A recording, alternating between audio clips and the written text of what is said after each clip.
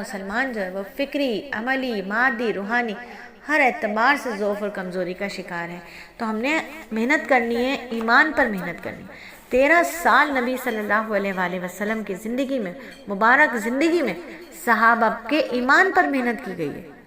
13 سال ایمان کی محنت ہوئی ہے مکہ میں، تب جا کر کے مدینے میں احکامات پر عمل کرنا آسان ہوا ہے۔ تو یہ جو ضعف اور کمزوری آتی ہے نا، یہ ایمان کی کمزوری ہوتی ہے۔ تو ہمیں کیا کرنا ہے؟ ایمان کو مضبوط کرنا ہے۔ جہاں مسلمانوں کو جنگ کے لیے ہر وقت مستعد رہنے کا حکم دیا گیا، وہیں یہ حکم بھی دیا گیا کہ اگر یہ کافر صلح کی طرف مائل ہو تو تم بھی ان کی طرف مائل ہو جاؤ، یعنی اگر وہ صلح پر آمادہ ہو گئے تو پھر تم صلح کر لو۔ اس آیت سے واضح طور پر ثابت ہوا کہ اگر صلح میں مسلمانوں کی مصلحت ہو تو صلح کر لینی چاہیے۔ جنگ کی تیاری، جذبہ جہاد کا ہرگز یہ مطلب نہیں ہے کہ ہر صورت جنگی کرنا ہے۔ مصالحت سے دور رہنا بھی اللہ کا حکم ہے۔ خود نبی صلی اللہ علیہ وآلہ وسلم نے بہت سارے موقعوں پر متعدد مقامات پر صلح کا راستہ اختیار فرمایا۔ جنگ بدر میں 70 مشرکین گرفتار ہوئے۔ ہمارے آقا نے اپنی عادت کے موافق ان کی قسمت کا فیصلہ صحابہ اکرام سے مشورہ کیا۔ حضرت عمر رضی اللہ تعالیٰ عنہ اور دوسرے کئی صحابہ اکرام کی رائے یہ تھی کہ انہیں قتل کر دیا جائے، جبکہ ابو بکر صدیق رضی اللہ تعالیٰ عنہ اور دوسرے صحابہ اکرام نے مشورہ دیا کہ انہیں فدیہ لے کر آزاد کر دیا جائے۔ نبی پاک صلی اللہ علیہ وآلہ وسلم نے اسی رائے کو پسند فرمایا اور قیدیوں کو رہا کر دیا۔ اس پر اللہ کی طرف سے عتاب نازل ہوا۔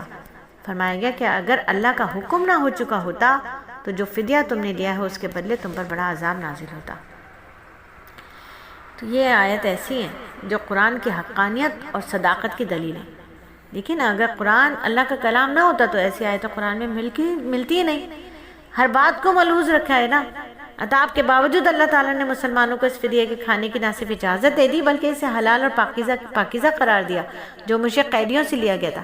اور سورت کے اختتام پر ان لوگوں کو ایک دوسرے کا رفیق قرار دیا گیا جو اللہ کی رضا کے لیے ہجرت اور جہاد کرتے ہیں، ایک دوسرے کو ٹھکانہ فراہم کرتے ہیں، ایک دوسرے کی مدد کرتے ہیں۔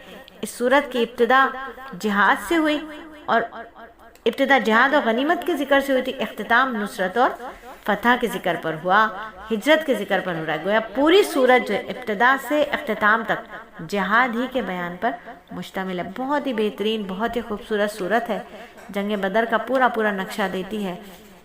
تو اللہ سے دعا کریں گے کہ اللہ تعالیٰ ہمارے اس پڑھنے پڑھانے کو، اس ٹوٹی پھوٹی کاوش کو اپنی بارگاہ رحمت میں قبول فرمائے، اور اللہ رب العزت ہمیں جلد از جلد مکہ مدینے کی قبولیت والی حاضری عطا فرما دے۔ کہ بہت دن ہو گئے، سال ہو گیا ہے مدینے کی حاضری نہیں ہوئی، سال ہو گیا مطاف کے طواف نہیں ہوئے۔ دعا کیجیے کہ اللہ تعالیٰ جلد از جلد مدینہ مکہ کی قبولیت والی حاضری عطا فرمائے۔ آمین ثم آمین۔